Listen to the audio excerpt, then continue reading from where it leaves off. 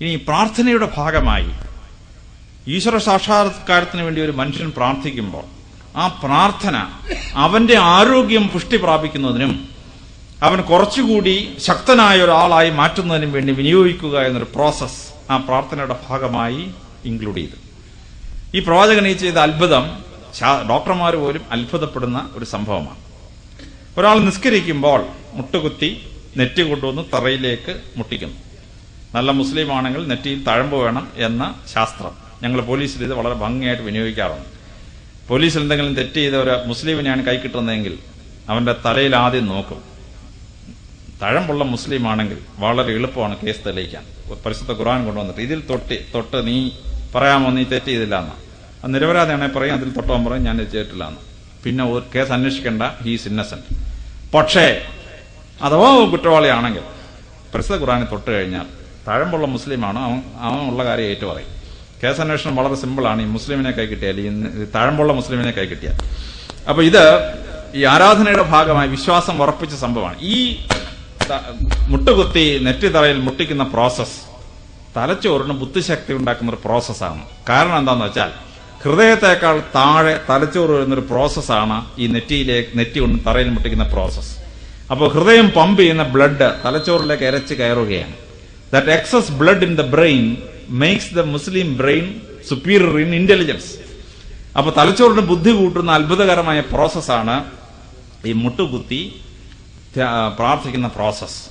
ഇനി അതിന്റെ പ്രാർത്ഥനയുടെ സമയം ഫിക്സ് ചെയ്തത് ബയോളജിക്കൽ ക്ലോക്കുമായി കണക്റ്റഡ് ആയതുകൊണ്ട് ഒരു മുസ്ലിം നിസ്കരിക്കുമ്പോൾ അവന്റെ ബയോളജിക്കൽ ക്ലോക്കിനെ അത് ഹെൽപ്പ് ചെയ്യുന്നുണ്ട്.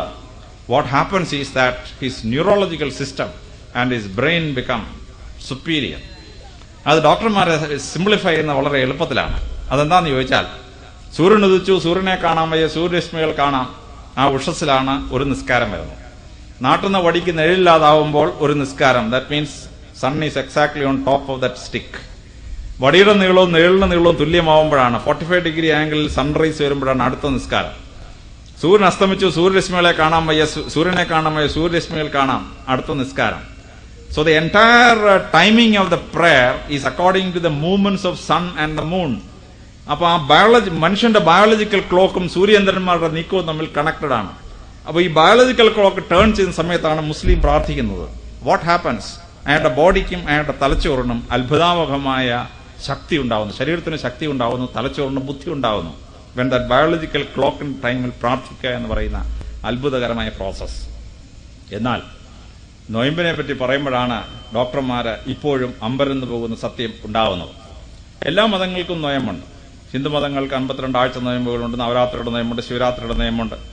ക്രിസ്ത്യാനിക്ക് 3 നൊയമ്പ്, 8 നൊയമ്പ്, 15 നൊയമ്പ്, 25 നൊയമ്പ്, 50 നൊയമ്പ്. സോ ക്രിസ്ത്യാനിക്ക് കൊണ്ട് 101 ദിവസം നൊയമ്പ്. ബുദ്ധമതക്കാർക്ക് നൊയമ്പുണ്ട്, ജൈനമതക്കാർക്ക് നൊയമ്പുണ്ട്, യഹൂദന്മാർക്ക് നൊയമ്പുണ്ട്. പക്ഷെ ഈ നൊയമ്പുകളിൽ വെച്ച് ഏറ്റവും ശ്രേഷ്ഠം മുസ്ലിങ്ങൾ നോക്കുന്ന റംസാൻ നൊയമ്പാണ്. ഈ റംസാൻ നൊയമ്പിനെ പറ്റി അമേരിക്കൻ ഡോക്ടർമാര് വിശദമായി പഠിച്ചപ്പോഴാണ് അതിന്റെ സാരാംശം മനസ്സിലായത്.